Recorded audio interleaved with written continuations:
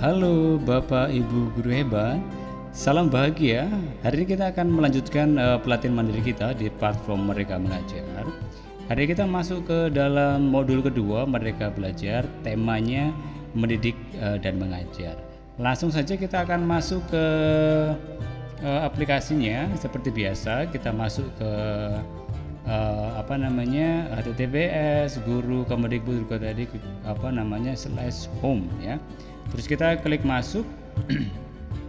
Sekali lagi kita diarahkan untuk menggunakan akun ini Belajar ID kita ya. Terus kemudian kita pilih untuk pelatihan mandiri. Kita lanjutkan untuk yang modul kedua yaitu mendidik dan mengajar. Pada bagian ini kita memiliki 3 modul ya. Yang pertama itu kita diminta untuk nanti melihat video tentang mendidik secara menyeluruh. Ini berkaitan dengan bagaimana sih kita bisa menuntun pribadi anak-anak kita menjadi pribadi yang bertumbuh secara menyeluruh ya, menyangkut soal olah rasa, olah pikir, olah karsa dan olahraga. Jadi memang menyangkut diri atau kodrat anak sesuai dengan diri mereka masing-masing. Jadi di modul ini kita diminta untuk ini ya, melihat bagaimana sih proses pendidikan itu mendidik secara menyeluruh. Nanti di akhir video kita juga sekali lagi diminta untuk melihat pemahaman kita. Nanti setelah itu kita akan diberi pertanyaan ini. Jadi setelah itu kita diminta untuk mengisi ini ya, refleksi. Jadi ini refleksi yang saya buat. Kemudian setelah itu setelah mendidik secara menyeluruh, kita diminta juga untuk melihat soal pendidikan selama 1 abad. Ini yang menjadi juga pemahaman kita mengenai bagaimana sih pendidikan itu mencoba untuk diterapkan di dalam dunia pendidikan kita. Sekali lagi ini tidak jauh dari pemikiran Ki Hajar Dewantara mengenai pendidikan. Kemudian kita juga nanti di akhir pembelajaran kita akan juga diminta untuk mengisi latihan dan juga nanti diminta untuk mengisi refleksi. Nah, kemudian setelah itu yang terakhir di modul yang kedua ini kita diminta untuk melihat secara manusia secara menyeluruh. Di sini kita ada penjelasan mengenai bagaimana sih manusia sebetulnya menjadi manusia yang merdeka. Jadi kita diajak untuk sekali lagi melihat seluruh proses pembelajaran sebagai pembelajaran yang dapat mendasarkan menjadi dasar bagi manusia untuk supaya tumbuh secara lahir dan batin menurut kodrat mereka. Jadi pemahaman baru ini bukan baru sih, tapi pemahaman yang mungkin perlu kita gaungkan kembali mengenai menjadi manusia secara utuh, yaitu menjadi manusia yang merdeka. Nah, kemudian nanti kita juga diminta untuk sekali lagi mengisi refleksi kita di sini. Dan setelah selesai kita sekali lagi diminta untuk mengerjakan post test. Nah, untuk post test itu sendiri kita bisa lihat ya, kita akan coba lihat sama-sama. Jadi kita langsung saja Bapak Ibu kita coba dari pertanyaan pertama ya. Ini post testnya. Ini pertanyaan pertama. Ki Hajar Dewantara mendefinisikan pendidikan sebagai tuntunan. Apa artinya? Apakah A. Tuntunan guru untuk membimbing murid. 2. Tuntunan dalam proses pembelajaran. C. Tuntunan murid untuk beradaptasi. D. Tuntunan dalam hidup tumbuhnya murid sesuai dengan kodratnya. Saya kira memang jawabannya yang D ya, karena memang kita diajak untuk menuntun anak supaya hidup, supaya murid kita tumbuh sesuai dengan kodratnya. Bahwa sekali lagi dalam pemikiran Ki Hajar Dewantara, manusia atau seseorang itu sudah dibekali dengan kodrat mereka. Jadi bukan hanya sekedar kertas kosong atau disebut dengan tabula rasa, tapi mereka sudah tumbuh atau berkembang nanti sesuai dengan kodratnya. Masing-masing sudah memiliki kodrat masing-masing. Kemudian yang berikutnya, pertanyaan yang nomor 2, apa definisi dari mendidik yang paling tepat menurut Ki Hajar Dewantara? Menuntun, segala kodrat yang ada pada murid agar mereka dapat mencapai keselamatan dan kebahagiaan yang setinggi-tingginya, baik itu sebagai manusia maupun anggota masyarakat. B. Menuntun kehidupan murid agar mereka mampu menghadapi perubahan lingkungan dan menjalin hubungan sosial dan kebudayaan yang ada di sekitarnya. C. Mengajarkan murid mengenai hal-hal yang belum diketahui sehingga membuatnya menjadi lebih tahu agar wawasan dan keterampilan yang mereka miliki menjadi lebih baik untuk masa depannya. Atau D. Menetapkan kebutuhan murid agar melihat karakteristik setiap murid untuk proses pendidikannya dapat berjalan dengan lebih optimal. Saya kira kita lebih menekankan pada sekali lagi kodrat anak ya. Jadi mungkin kita melihat jawaban yang A, sekali menuntun segala kodrat pada murid. Ini yang berkali-kali ditekankan soal bahwa kodrat yang dimiliki murid ini adalah menjadi memegang peran penting. Jadi kita hanya menuntun sehingga dapat mencapai keselamatan dan kebahagiaan yang setinggi-tingginya. Jadi baik bagi manusia maupun anggota masyarakat. Sekali lagi kita tidak lepas juga pemikiran Gajah Dewantara mengenai pendidikan, bahwa mendidik anak itu seperti mendidik masyarakat. Jadi tidak berpusat hanya pada seseorang itu, tapi bagaimana berelasi dengan sesama, dengan orang lain. Dan pasti juga ada kaitannya dengan ini ya, profil belajar Pancasila soal gotong royong, berpikir kreatif gitu. Jadi saling terkait satu dengan yang lain. Kemudian kita lihat untuk pertanyaan yang ketiga. Berikut ini adalah bentuk praktik pengajaran kecuali. Ini yang bukan berarti. Guru menyampaikan cara membuat puisi. Guru mengamati minat murid terhadap puisi. Murid mempelajari ragam puisi yang disampaikan guru. D. Guru meminta murid membuat puisi sesuai teori yang diajarkan. Jadi yang mana Bapak Ibu guru yang merupakan di sini yang berikut yang adalah bentuk praktik, berarti yang bukan bentuk praktik ya. Jadi ya yang mana Bapak Ibu? Tentu jawabannya yang B ya, karena memang sekali lagi pendidikan itu bukan soal hanya mengamati saja, tapi lebih ke dalam bagaimana siswa atau murid kita itu mengeksplor, menjelajahi sebuah pengetahuan. Jadi mulai bagaimana caranya, kemudian bagaimana puisi dibuat, macam-macamnya seperti apa, kemudian menerapkan apa yang sudah dipelajari. Jadi bukan hanya guru mengamati minat murid terhadap. Jadi kalau kita hanya mengamati, maka kita tidak akan proses pembelajaran itu tidak akan berjalan dengan baik. Kemudian kita masuk ke, saya kira jawabannya yang B Bapak Ibu ya. Jadi kita masuk ke dalam pertanyaan nomor 4. Menurut Gajah Dewantara, merupakan cara menyampaikan ilmu atau manfaat bagi hidup anak-anak secara lahir maupun batin. Jadi menurut Gajah Dewantara apa yang dimaksudkan di sini? Yang merupakan cara. Tentu ya kalau kita menyangkut bicara soal cara, kita akan bicara soal pengajaran. Jadi ini proses pembelajaran di kelas begitu. Jadi merupakan cara untuk menyampaikan atau memanfaatkan bagi kehidupan anak secara lahir maupun batin. Jadi menyangkut kehidupan anak secara menyeluruh ya, bukan persoalan pengetahuan saja, tapi lebih kepada soal rasa juga. Jadi melibatkan seluruh aspek kehidupan yang dimiliki oleh murid kita.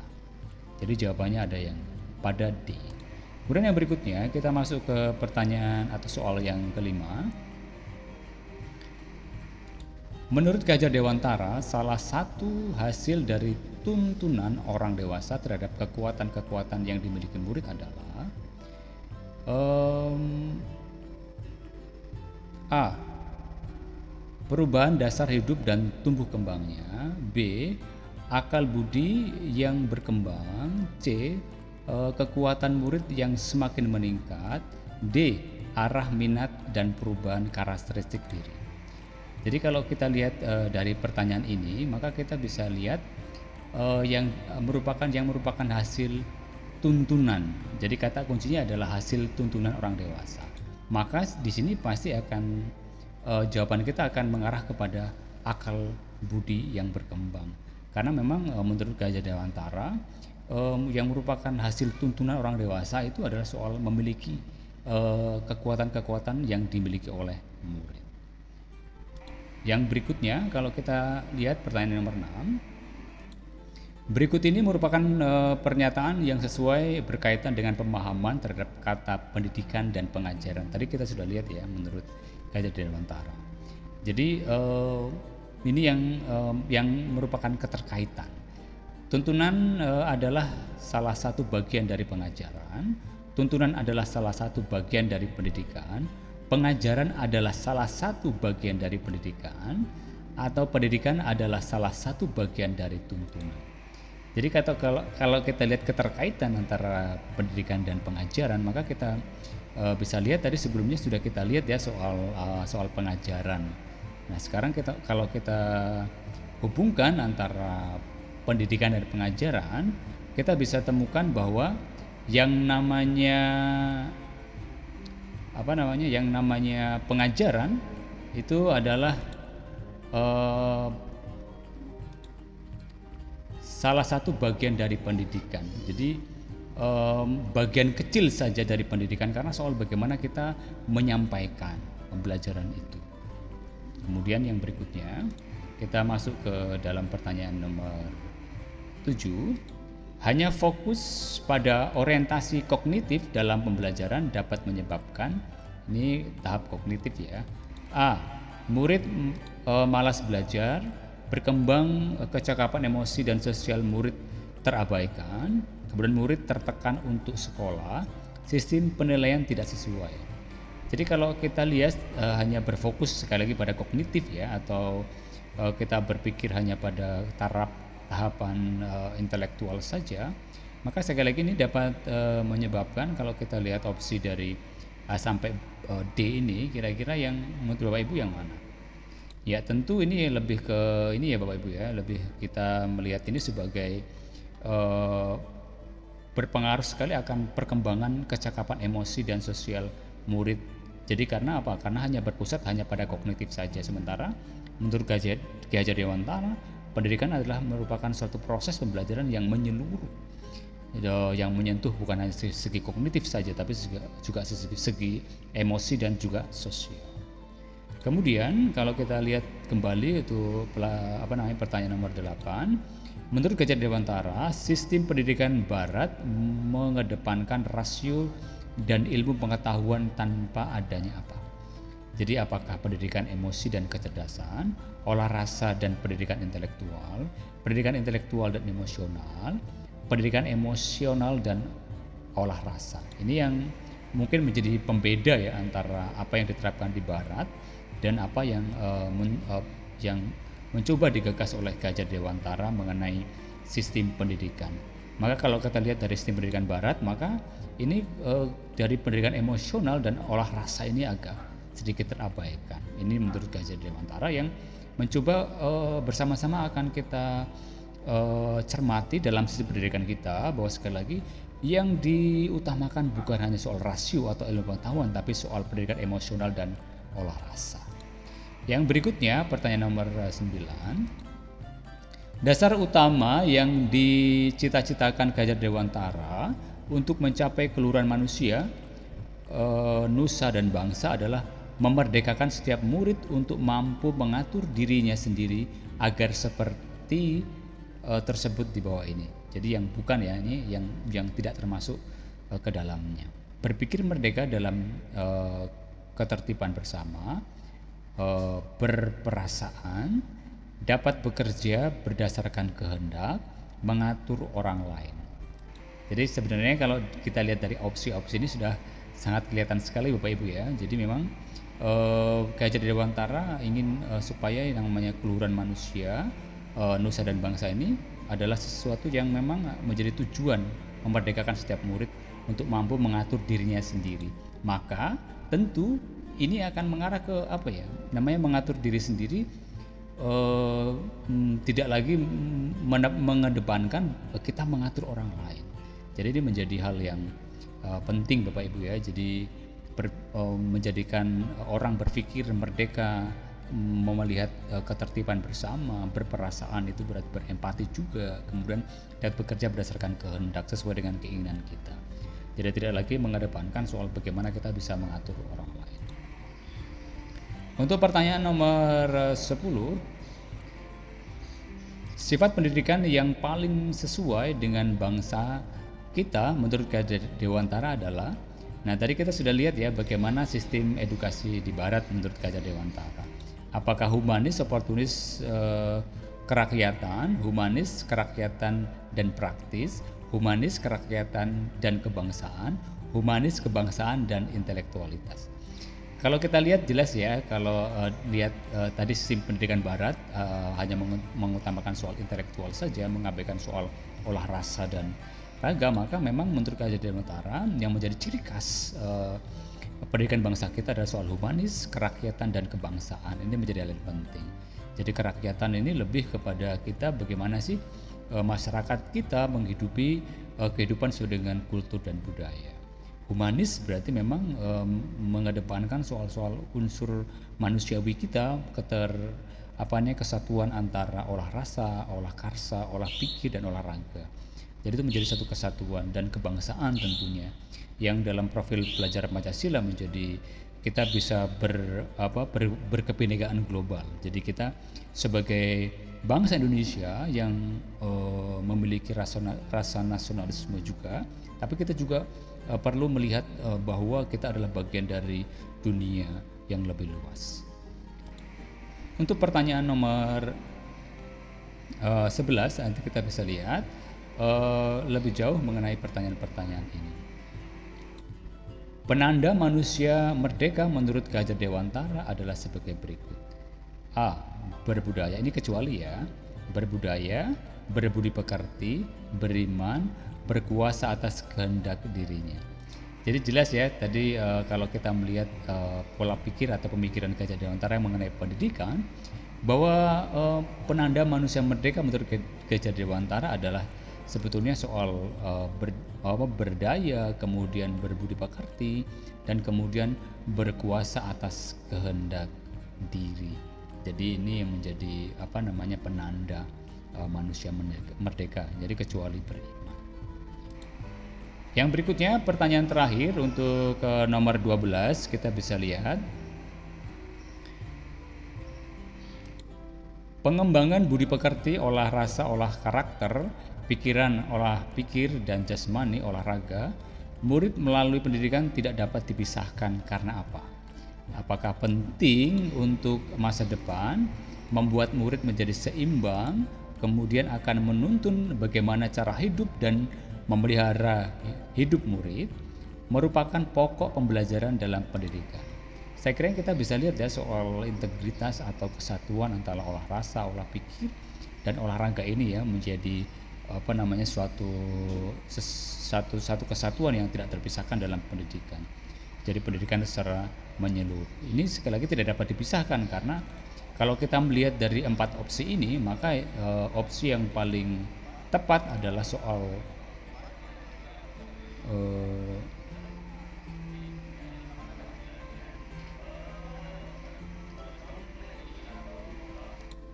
maka kalau kita sekali lagi kita melihat kesatuan ini akan membuat murid menjadi seimbang.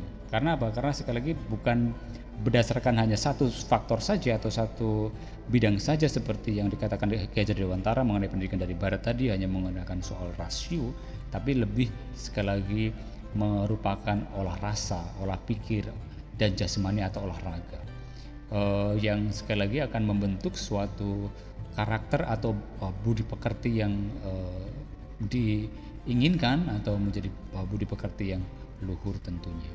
Jadi sekali lagi akan membuat murid kita menjadi seimbang. Saya kira demikian untuk ini ya, untuk post testnya.